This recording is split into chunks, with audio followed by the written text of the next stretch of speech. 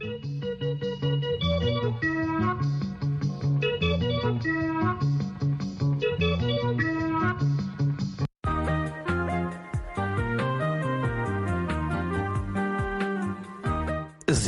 ዋሽንግተን ዲሲ ዝፍኖ ሬድዮ ድምፂ ኣሜሪካ እዩ።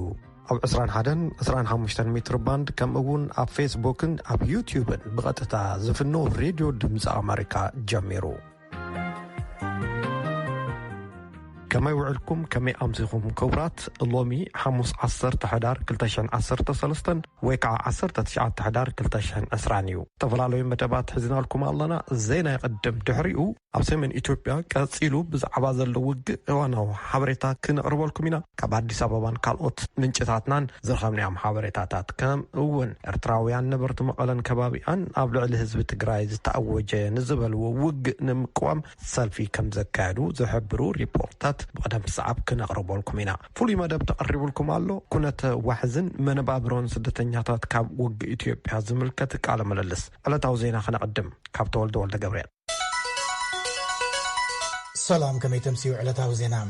መራሕቲ ሕወሓት ተወሳኺ ገበናት ካብ ምፍጻም ኢድኩም ሃቡ ክብል መንግስቲ ኢትዮጵያ ፀዊዑ።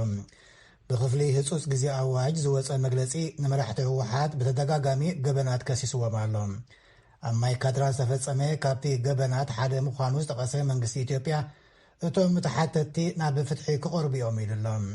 ጠቕላሊ ሓለቓ ወታደራዊ ስታፍ ጀነራል ብርሃኑ ጁላ ብወገኑ መራሕቲ ሕወሓት ኢዶም ሂቦም ፍትሒ ካብ ምርኣይ ወፃኢ ዝኾነ ካልእ መውፅኢ የብሎምን ኢሎም። እቲ ጀነራል ብተወሳኺ ንዲሬክተር ውድብ ጥዕና ዓለም ቴድሮስ ኣድሓኖም ንሕወሓት ዲፕሎማሳውን ናይ ኣፅዋርን ድጋፍ ክግበር ብምፍታን ከሲስዎ ኣሎም። ብኻልእ ዜና ፖሊስ ኣዲስ ኣበባ ምስ ሕወሓትን ኦነግ ሸኔን ርክብ ነይርዎም ንዝበሎም 287 ሰባት ኣብ ትሕቲ ቁፅፅር ከም ዘውዓለ ኣፍሊጡ። ወሃቢ ቃል ፌደራል ፖሊስ ኣብዲ ጀላን ንቪኦኤ ከም ዝሓበሮ 1032 ብረት 131 ሸጓጉጥ ከምኡውን ልዕሊ 46,000 ጥያይቲ ተታሒዙሎም። ከምኡውን ወታደራዊ ኣልባሳት፣ ፓስፖርትታት ዝኣመሰለን ሰነዳት እውን ምትሓዙ ኣፍሊጡሎ ፌደራል ፖሊስ ኢትዮጵያ። 34 ናይ ሕወሓት ፋይናንሳውን ዝተፈላለዩ ኢንዱስትርያዊ ትካላትን ናይ ባንክ ሕሳቦም ከም ዝተኣገደ ናይ ፌደራል ጠቕላሊ ዓቃቢ ሕጊ ኣፍሊጡ። ንሃብትተን ትካላት ዝሕሉ ኣመሓዳሪ ከም ዝሸውን እውን ኣፍሊጡሎም። ሱር ኮንስትራክሽን፣ ጉና ትካል ንግዲ፣ ትራንስ ኢትዮጵያ፣ መስፍን ኢንዳስትሪያል ኢንጂነሪንግ፣ ሰላም ናይ ህዝቢ መመላለሲ ማሕበር፣ ሜጋ ትካል ሕትመት፣ ኤፈርት ገንዘቦም ካብ ዝተኣገዶም 34 ትካላት ገሊኦም እዮም። ኣብ ቤት ጽሕፈት ዓቃቢ ሕጊ ዳይረክተር ክፍሊ ምምላስ ብገበን ዝተታሕዘ ሃብቲ ዝኾነ ዓለማ ተኣግዶ እተን ትካላት ምስ ዘይሕጋውያን ኣካላት ርክብ ብምግባርን ብምትሕባርን ከም ዝተጠርጠረ ሓቢሩ። ከምኡውን እተን ትካላት ሃብተን ንምህዳም ይፍትና ከም ዘለዋ እኹል መረዳእታ ስለ ዝተረኸበ እቲ ንብረት ከይሃደመ ግቡእ ቁፅፅር ምግባር ኣድላይ ኢሉ። ነተን ትካላት ዝሕሉ ሓድሽ ኣመሓዳሪ ከም ዝሸውም ዝገለጸ ዓቃቢ ሕጊ ኢትዮጵያ እቲ ኣመሓዳሪ ክሳብ ዝምደብ ግን ሓለፍትተን ትካላት ዝግባእ ሓለዋ ክገብሩ ተነጊርዎም ከም ዘሎ ኣፍሊጡ። ምክትል ዋና ጸሓፊ ሕቡራት ሃገራት ንሰብኣዊ ጉዳይን ምትሕባር ረድኤትን ማርክ ሎውኮክ ኣብ ሰሜናዊ ኢትዮጵያ ዘሎ ኩነታት ከም ዘሻቀሎ ገሊጹ። ቅድሚዚ ግጭት ምጅማር እውን ኣብ ክልል ትግራይ ኣስታት 1 ሚልዮን ዝኾኑ ኣብ ከባቢ እውን ካልኦት ሚልዮናት ሰብኣዊ ሓገዝ ዝደልሉ ዝነበሩሉ እዋን እዩ ዝበለ ማርክ ሎውኮክ እቲ ግጭት ነቲ ኩነታት ኣብ ልዕሊ ምብእኣሱ ሰራሕተኛታት ረድኤት እውን ንስርሖም የተዓናቅፎም ኣሎ ኢሉ። ሕቡራት ሃገራት ቅልጡፍ ሰብኣዊ ረድኤት ዝበፅሓሉ መስመራት ንምኽፋት ምስ መንግስቲ ኢትዮጵያን ዝምልከቶም ኣካላትን ኣብ ጽምዶ ከም ዘለውን ጠቂሱ።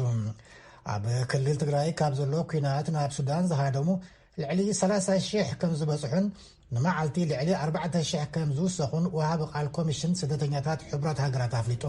ባባር ባሎች ንቪኦኤ ኣብ ዝሃቦ ሓበሬታ እቲ ኩነታት ሙሉእ ሰብኣዊ ቅልውላው ምዃኑን ኩሎም ወገናት ተጸብኦታት ደው ኣቢሎም ሲቪላት ናብ ዓዶም ዝምለስሉ ኩነታት ክፍጠርን ፀዊዖም።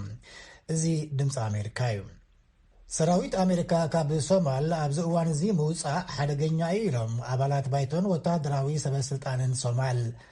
መብረቕ ተባሂሎም ዝፍለጡ ብኣሜሪካ ዝድገፉ ኮማንዶ ሶማልያውያን እውን ክፈርሱ ይኽእሉ እዮም ኢሎም። ፕሬዚደንት ትራምፕ ከም ኣካል ግሎባላዊ መስርሕ ካብ ሶማሊ እውን ወታደራቱ ክስሕብ ይዝብል ስጋኣት ኣሎ።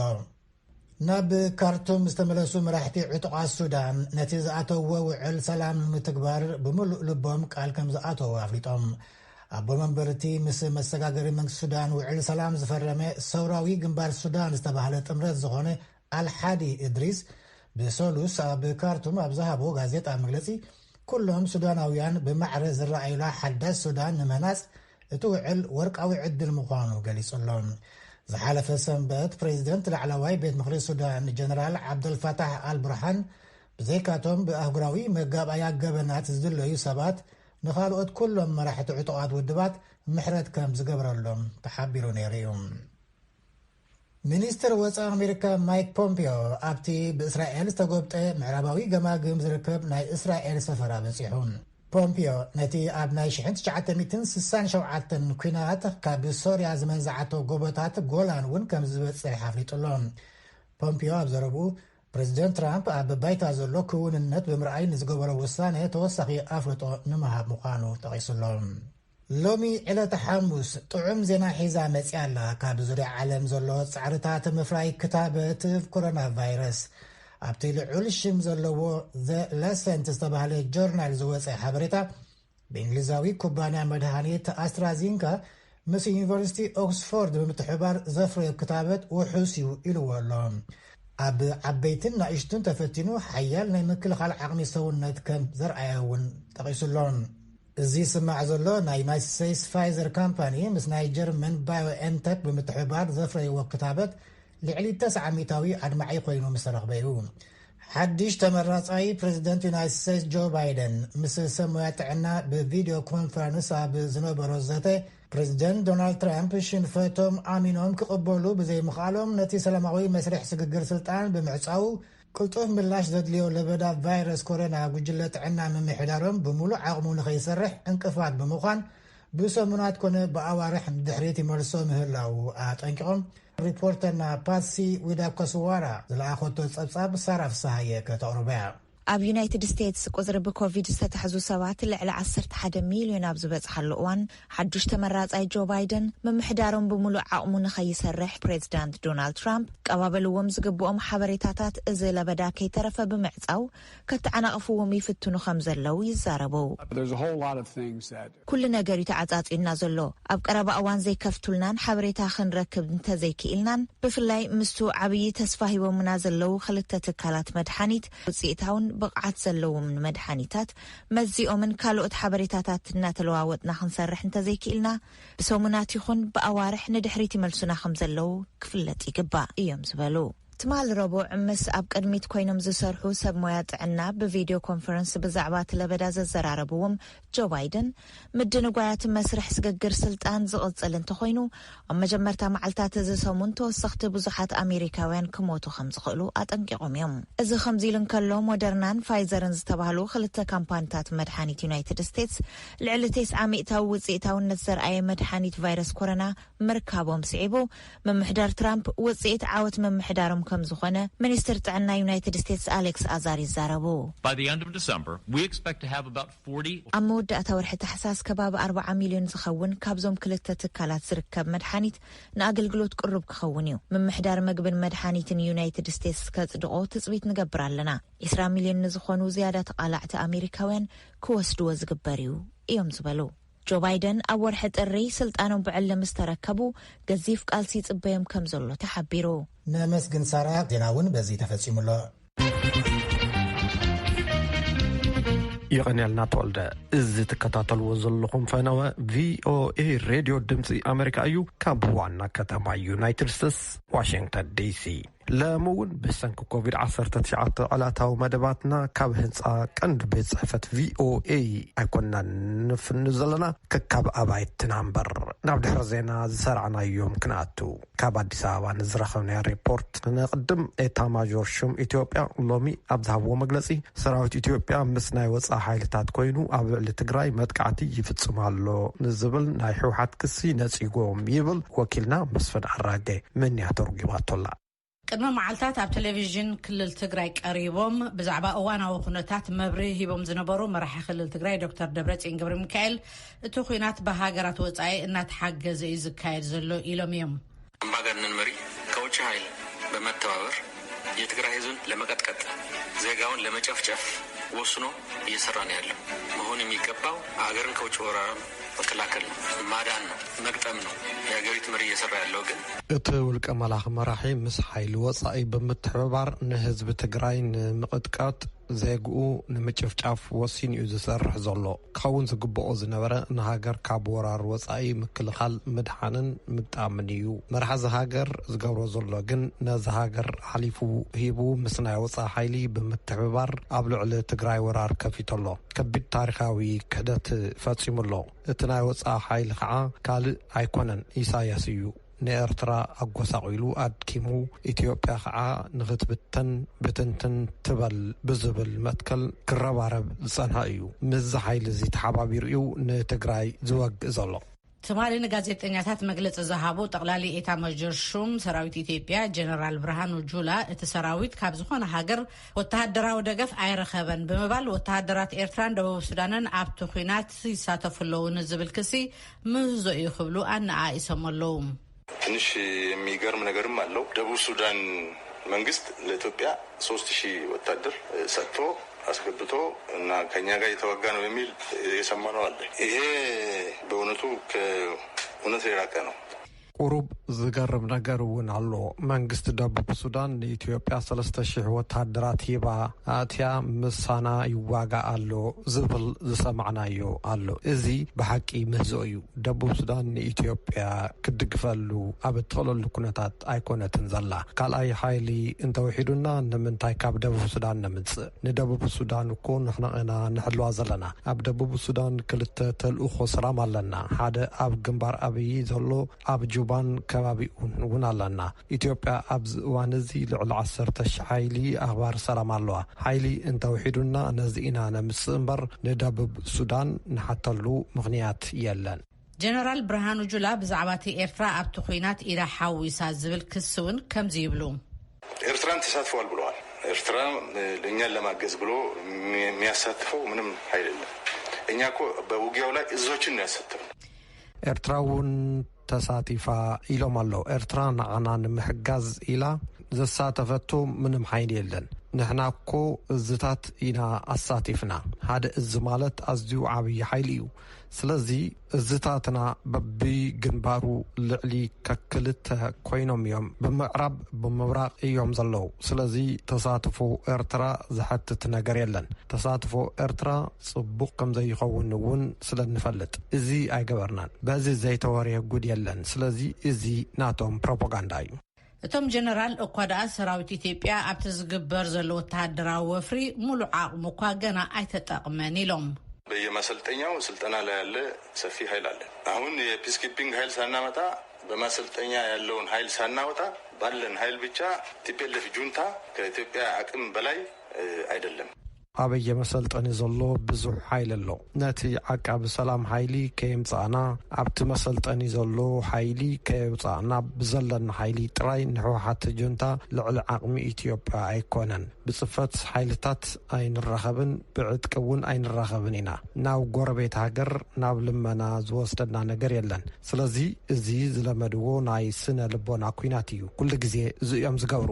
ጀነራል ብርሃኑ ጁላ ሽራሕ ሓዊሱ ዝተፈላለዩ ከባቢታት ከም ዝተቆጻጸሩ ኣብቲ ናይ ትማሊ ጋዜጣዊ መግለጺኦም ምግላጾም ይፍለጥ ይብል ጸብጻብ መስፍን ኣራጌ ካብ ደሴ። እዚ ከምዚ ኢሉ እንከሎ ኣብቲ ተጸዋዕነቱ ንቀዳማይ ሚኒስትር አብይ ዝኾነ በመሰረት ውሳኔ ባይቶ ፌደሬሽን በቤት ምክሪ ሚኒስትራት ክምስረት ዝተገብረ ጊዜያዊ ምምሕዳር ክልል ትግራይ ሕወሓት ኣካልቲ ምምሕዳር ክኸውን ኣይክፍቀደሉን ይኽብሉ ናይቲ ጊዜያዊ ምምሕዳር ቀንዲ ፈጻሚ ስራሕ ኮይኖም ዝተመዙ ዶክተር ሙሉ ነጋ ሓሳይ ተዛሪቦም።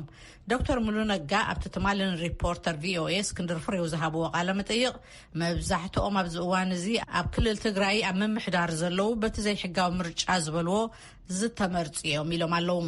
بخال زينا منغس إثيوبيا نحوحات دقف إن تأخخبو بصعنتو ناب دردر نخؤتو يسرح له قبل على زبلهم وانا دايركتور ودبت عنا عالم دكتور تيدروس أدحانم بزعبا زوسد مرقتي جانا أمنو تروساني كم زي وصحي منغس إثيوبيا أفليت اللهم جن منغستي نمنقسقاس دكتور تيدروس أدحانم يفلط يخبلو وهاب قال فسد حابريتا هصوصوان امباسادر ردوان حسين مغلاصوم اسكندر فريو كابديس أبا حبير اللهم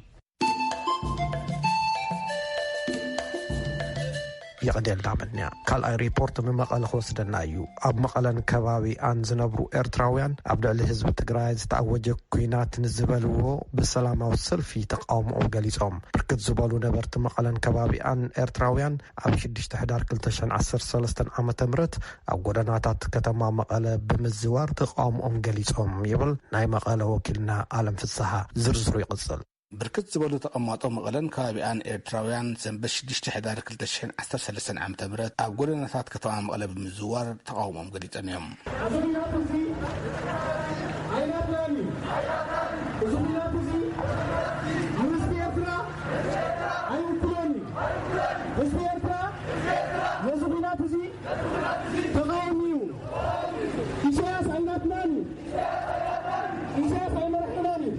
نستل على قناة تكون سلام وصل في ببانديرات إيرتران تقرأين تسني تخايدو نتسلف خالد التحاور إيرتراويان حالي إساس مبرحتيو زين سقم بابا مرز فسدم يلن بزبل تيماينا بقيسنايو مخنياتو زي حلفنا توراري كايدا لابرز حزب تقرأي السور ما انتاي تلقاني كم إيرتراويان نحنا مثلا ليتنا تاز مصط بومبار ما معريات رخونا سلازي نتمثلنا شجرينا نكرخل زلنا مسرتو حزب تقرأي فريد دغف نقبروا سزدلنا ويكاغله زي كونس تيقند علامو مطفأ منነት ስለዝኾነ እዩ ፀረ መንነት እዩ ትርጉሙ ፍሉጥ እዩ ተኸኢልና ንቃወም ኖ በዘለኹም ምስተህዝቢ ለኪምና ከነጥቅዕኩም ኢና ዝብል ተኾይኖም ግን ብዙሕ ስደተኛ እዩ ዘለና ፍላይ ማዕስከር ዝኽሉ ሸሓት እና ሞተ ሰኢልና ኢድና ጣሚርና ክንርኢ ስለዘይንኽእል ምስቲ ሓውና ህዝቢ ትግራይ ብምዃን ንምፍላጥ ኢና ናብዚ መድረኽ ዝወፂና ዘለና ማለት እዩ እንታይ ምስል ዝመላዓል ናይቲ ኤርትራዊ ስደተኛ ትግራይ ዘሎ እቲ ክብገስ ኩሉ ሓሳብ መቸም ብሓደ ዝብገስ ኣወንታዊ ሓሳብ እንተኾይኑ ከዓ ደጋፊ ብዙሕ እዩ ከም ትሪኦ ብዙሕ ሸሓት እዩ ሰብ መፅዩ ናይ ልቡ ዝርዳእሉ ሰብ ይሲኢኑ ፀኒሑ ሕጂ ግን ብተኸክል ተሪእካዮ ዝበዝሕስ ናፍቆት دينا نافقت ولادنا حدرنا نالنامو نحنا حجون ياكلنا نزلنا كم حزبي ኤርትራውያን ተቀማጠ ከተማ መቀለን ካቢያን ዘካይዶ ሰልፊ ብርክት ዝበላ ደቂ ኣንስትዮ ተሳትፎ ይነሩ ሓንቲ ካብአን ቅሳነት ሃይለ ማርያም ትበሃል ቀዳምነት ካብ ኤርትራ ደውፅና ሰላም እንዲ እቲ ኤርትራው ኩሉስ ኣብ ኤርትራ ይጣዕሞን ኣብዙን መፂና ሰላም ፍትሕ ደልና መፂና ኣብዙን ኣረኻኺብልና ማለት እዩ ስለዚ ንፍትሕ ንክንረክብልና ሰላማዊ ሰልፍ ከገብረው ኢለ ማለት ይሕዋቲና ኤርትራን ትግራይንሲ በቃ ንሰላም በቃ ተኾነ ክልቲና ሓቢርና ክልቲ መንግስታት ማለት እዩ ትግራይን ኤርትራ ሓቢሩ ንምንባር ገለ ክፅዕራ ኣለዎ እምበር ክልቲ መንግስቲ ንኽቃለስ ጽባእ ኣይኮነን ኤርትራን ተቐመጦ መቐለን ካቢያን ኣብቲ ሰልፊ ዝተፈላለዩ ጭርሕታት ብምሓጀም ንጎደናታት ከተማ መቐለ ተዘዋወሩ ገሊኦም ደም ንለጋገስ እምበር ደም ኣይነፍስስን ጉዳይ ስደተኛታት ኣቓልቦ ይወሃቦ ኣብ ኩናት ዕንወት እምበር መክሰብ የለን ዳግማይ ምፍንቃል ይኣክል ኣብ ዶባት ዝትከል ዩኒቨርሲቲ እምበር ኩናት ኣይድልን ዝብሉን ካልኦትነት ኩናት ዝኾኑንን ብርክት ዝበሉ ጭርሕታት ሒዘም እዮም እቲ ሰልፊ ካይደሞ ሰልፊ ምስ ወድኡ መግለፂ እዋም ድሕሪ ምሃብ ደም ብምልጋስዮም ሰልፎም ዛዚሞም ዓለም ፍስሓን ድምፂ ኣሜሪካ ሬድዮ ካብ መቐለ يقنيلنا عالم أب منغو سراويتات فيدرال منغستن كل تقراين كلتا سومون زوصر وق زاقيد أبت كبابي نزلو هاقرات كام سودان إيرتران سوماليان تسليوانيو محمد يوسف كام نيروبي نزل أخو ريبورت صارف الساية حزات الله حالتات منغست إثيوبيا دحر خلتا سومون زوصر وق كاب رأس كتما تقراي مقالة ب120 كيلومتر رحك التركب كتما علامات آتيو ميركبو نزا أملكيتو تنتانز التاقرنا أفريكا زخونة مصطفى علي خمزوبلو መንግስቲ ኢትዮጵያ በቀሊሉ ክዛዝሞ ዘይኽእል ጎንፂ ገጢምዎ ዘሎ ይብል This tells you that Ethiopia is advancing and is going to capture more ground. እዚ ዘርኤካ ሓይልታት ኢትዮጵያ ዓብይ ዓቕሚ ዘለዎምን ዘሊኦም ከኣትዉ ከም ዝኽእሉን እውን እዩ እንተኾነ ግን ኣዝዩ ፈታና እዩ እዚ ኩናት ናብ ዓብይ ናይ ደባይ ተዋጋእቲ ክሰጋገር ይኽእል እዩ እዚ ድማ ህወሓት ንምጥፋእ ኣዝዩ ከቢድ ክኸውን ይኽእል እዩ ንኢትዮጵያ እዩ ዝበለ سراويت مكلخال إثيوبيا أب كل تجراي زنبرة وتهدروا الزدفيرون بزبل قبل عليه حيلتات تجراي بزول عخوينات تجمرة أزوج زاجد عسرا شحز خون هزبي ندحنا النتو بمسكا ناب سودان تسديد يركب أبتزوبا سب أو حاجزات نمهابون أتأقام خوين يركب እቲ ኩናት ናብ ጎረባብቲ ሃገራት እውን ዘሊቑ ይርከብ። ፕሬዚዳንት ክልል ትግራይ ደብረጽዮን ገብረ ሚካኤል ሓይልታቶም በሚሳይል ንኤርትራ መውቅዖምን ኤርትራ ኢዳእታውነታ እንተዘየቋሪፃ ብተወሳኺ ሚሳይላት ክወቅዕዋ ከም ዝኽእሉ ኣጠንቂቖም እዮም። ኤርትራ ግን ኢዳእታውነት ከም ዘይብላ እያ ትዛረብ። እንተ ደኣ ኢዳእታውነት ኤርትራ ሓልዩ ግና መንግስቲ ኢትዮጵያ ነቲ ኩናት ናይ ምስዓር ሚዛኑ ክዛይድ ይኽእል እዩ ይብል ሙስጠፋ ዓይሊ ወሲኹ። ምክንያቱ ይብል ንሱ ኤርትራ ሓይልታታን መራሕቲ ውግኣታን ተጠቒማ ነቲ ከባቢ ድማ ብቐረባ ስለትፈልጦውን ኩሎም ተዛረብቲ ትግርኛ እዮም ስለዝኾነ ጸብላልታ ክህልዎም ክገብር ይኽእል እዩ ኢሉ እዩ። እንተኾነ ግን ቀዳማይ ሚኒስትር አብይ አሕመድ ብዝሓለፈ ሰንበት ከም ዝበልዎ ሰራዊቶም ጥራሕ እኹል ከም ዝኾነን ተወሳኺ ሓይሊ ደገ ከም ዘየድልዮም እዮም ተዛሪቦም። ኣብ ሶማልያ ካብ ዝርከብ ሓይሎም ንሰራዊት ምክልኻል ሃገር ንኽሕገዝ ምስሓቦም እውን ዝፍለጥ እዩ። ንሱ ድማ ኣብ ሶማልያ አሉታዊ ጽዕንቶ ክፈጥር ይኽእል እዩ ክትብል ኣብ ኢንተርናሽናል ክራይሲስ ግሩፕ ዳይሬክተር ፕሮግራም ኣፍሪካ ኮንፈርት ኤሮ ስጋኣታ ትገልጽ። This also sort of puts Somalia into jeopardy, especially as Somalia gets ready for President. እዚ ንሶማልያ ኣብ ሓደጋ ከውድቃ ዝኽእል እዩ። ብፍላይ መስቲ ኣብ ቀረባ እዋን ከተካይዶ ትዳሉ ዘላ ፕሬዚዳንታውን መረፃ ወከልቲ ህዝብን ተታሒዙ። ከምኡውን ቀዳማይ ሚኒስትር አብይን መሐመድ ዓብዱላሂ ፍርማጆን ጽቡቕ ርክብ እዩ ዘለዎም። ትኾነ ግን መሊኡ ንዘይተረጋግአ ፖለቲካ ሱዳንን መረፃ ከተካይድ ትሸባሸብ ንዘላ ሶማልያን ዓብይ ስጋኣትን ወሳኒ ኩነትን ኮይኑ እዩ ዝርከብ እያ ዝበለት። ኣብ ትሕቲ ሰሃራ ኣፍሪካ ሪስክ ኣድቫይዘሪ ግሩፕ ምስ ዝተባሃለ ትካል ዝሰርሕ ቶማስ ሞርፊ እቲ መስርሕ ንመሓውር ውሽጣዊ ድሕንነት ኢትዮጵያ እውን ክልጥጦ ይኽእል እዩ ዝብል ገምጋም ኣለዎ።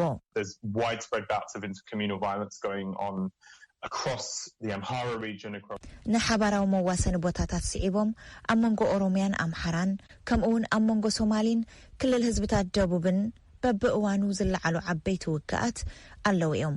ነዚኦም ድማ ናይቲ ከባቢ ሓይልታት ፖሊስ ክቆጻጽርዎም ስለ ዘይከኣሉ ኣብ ትሕቲ ሰራዊት ምክልኻል እዮም ጸኒሖም። እቲ ሕዚ መንግስቲ ኣንጻር ክልል ትግራይ ዘካይዶ ዘሎ ኩናት ነዚ ኩሉ ወሲዱ ኣብ ሶማልያ ዝነበሩ ሰራዊት እውን ከኣቱ ኣዚዙሎ እዩ ዝበለ። ንዩናይትድ ስቴትስን ውድብ ሕብራት ሃገራትን ሓዊሱ ካልኦት ሓያላት ሃገራት ዓለም እውን ክልቲኦም ነቲ ኩናት ጠጠው ኣቢሎም ናብ ዘተኸኣቱ ዝጸውዓ ኮይኑ ፌደራል መንግስቲ ግን መስቲ ክልል ዘተኽገብር ከም ዘይደሊ ይፍሊጡ። يقنيلنا سارة إذا تكتاتلوا زلهم كاب واشنطن دي سي زفنو راديو دمسي أمريكا يو نابنا يلومي فولي مدب كنسكر ኣብ ትግራይ ብሰንኪ ካይ ዘሎ ወታደራዊ ግጭት ልዕሊ 30,000 ኢትዮጵያውያን ካብ ትግራይ ናብ ሱዳን ሃዲሞም ኣለዉ ብመሰረት ወሃብ ቃል ሕብራት መንግስታት ባባር ባላች ደቂ ኣንስትዮን ህፃናትን ዝርከብዎም በብመዓልቲ ልዕሊ 4,000 ስደተኛታት ህይወቶም ንምድሓን ናብ ሱዳን ይውሕዙ ከም ዘለዉ ብምሕባር ሙሉእ ሰብኣዊ ቅልውላው ኣጋጢሙ ስለ ዘሎ ግጭት ጠጠው ክብል ሲቪላት ሓለዋ ክግበረሎምን ማሕበረሰብ ዓለም ድማ ንስደተኛታት ክሕግዝን ፀዊዖም ኣለዉ። ገብረ መድህን ናብ ጄኔቫ ስልክ ደዊሉ ንወሃቢ ቃል ትካል ስደተኛታት ሕብራት መንግስታት ባባር ባላች ኣዘራሪቡ ኣሎ። ኩነታት ኢትዮጵያውያን ስደተኛታት ኣብ ሱዳን ክገልጹ ዝተሓተቱ ወሃብ ቃል ትካል ስደተኛታት ሕብራት መንግስታት ባባር ባሎች መብዛሕትኦም ካብ ትግራይ ዝመጹ ስደተኛታት ምዃኖም ይገልጹ። So far, more than 30,000 Ethiopian refugees have arrived in eastern Sudan, mostly in the last 7 days, and the rate of arrival is really high. It's nearly 4,000 per day. So these are refugees who are leaving the Tigray region. زاقد لعل 30,000 ኢትዮጵያውያን ስደተኛታት ናብ ምብራቃዊ ሱዳን መብዛሕትኦም ኣብቶም ዝሓለፉ 7 መዓልታት ኣትዮም ኣለዉ። መዓልታዊ ዝኣቱ ዘሎ ስደተኛ ኣዝዩ ዝለዓለ እዩ። ኣብ መዓልቲ ብማእኸላይ ኣስታት 4,000 ስደተኛታት ይኣትዉ ኣለዉ። እዞም ስደተኛታት እዚኦም ካብ ኢትዮጵያ ትግራይ እዮም ዝመጽ ዘለዉ። ንዛረበሎም ዘለና ብዛዕባ ደቡብ ሱዳን ይሰግራ ዘለዋ ደቂ ኣንስትዮ፣ ደቂ ተባዕትዮ፣ ህፃናትን እዩ። ናብ ክፍለ ግዝኣታት ከሰላን ገዳሪፍን እዮም ይኣትዉ ዘለዉ። በዝሒ ናብ ሱዳን ኣትዮም ዝተባሃሉ ስደተኛታት ኣብ ገሊኡ 27,000 ኣብ ገሊኡ ድማ 30,000 ኣብ ባይታ ዝርከቡ ስደተኛታት ግን እቲ ብሕብራት መንግስታት ዝጥቀስ ዘሎ ኣሃዝ ውሑድ እዩ ይብሉ ኣለዉ። ስለምንታይ እዩ ዝተፈላለየ ቁፅሪ ዝጥቀስ ዘሎ ዝብል ሕቶ ቀሪቡሎም ክምልሱ ከለዉ We have, as UNHCR, working with the local authorities on the ground. We are trying to support Sudanese authorities in terms of registering and screening refugees. So the number we have right now is linked to the ongoing registration.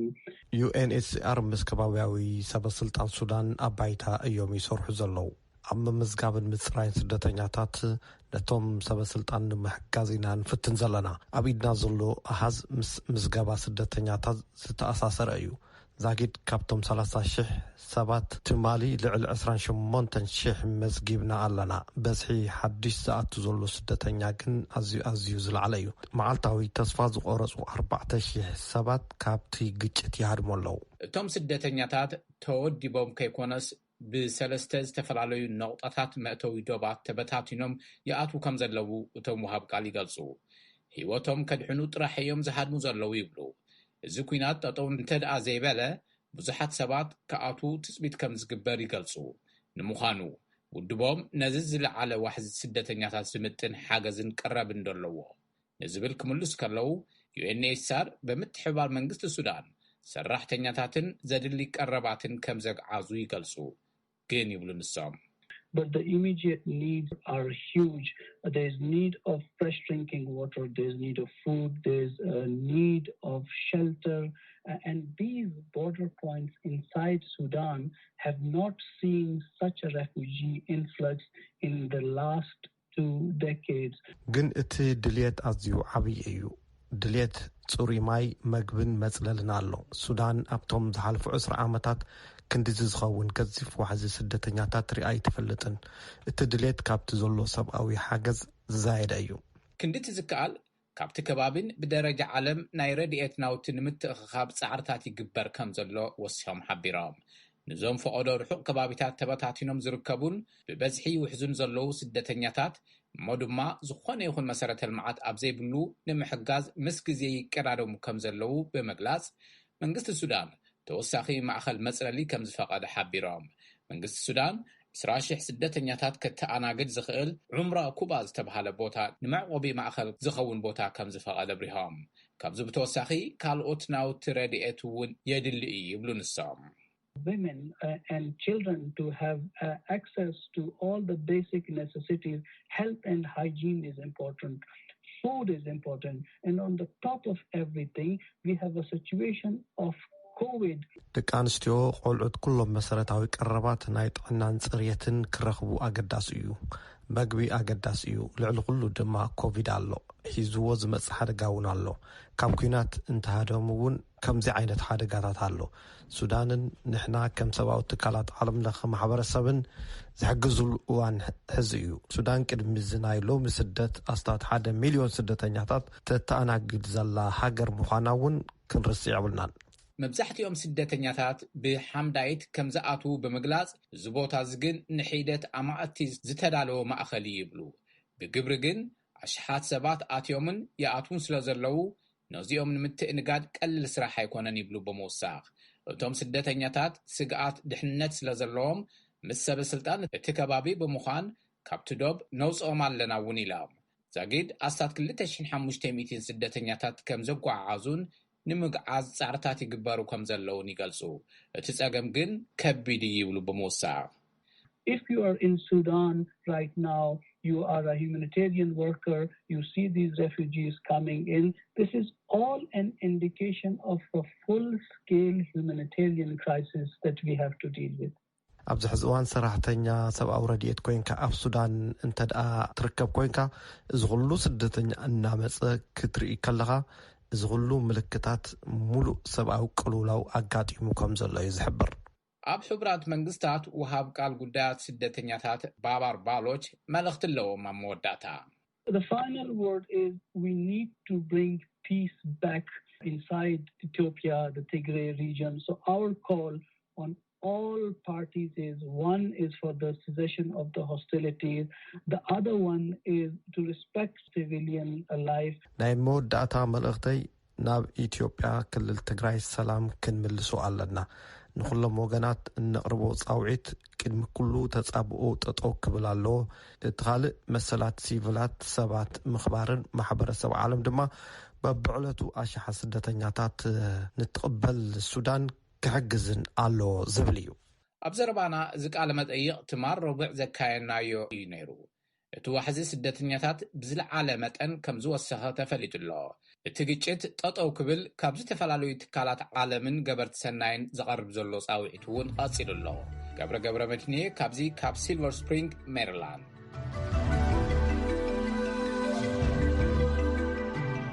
እዚ ትከታተልዎ ዘለኹም ካብ ዋሽንግተን ዲሲ ዝፍኖ ሬድዮ ድምፂ ኣሜሪካ እዩ።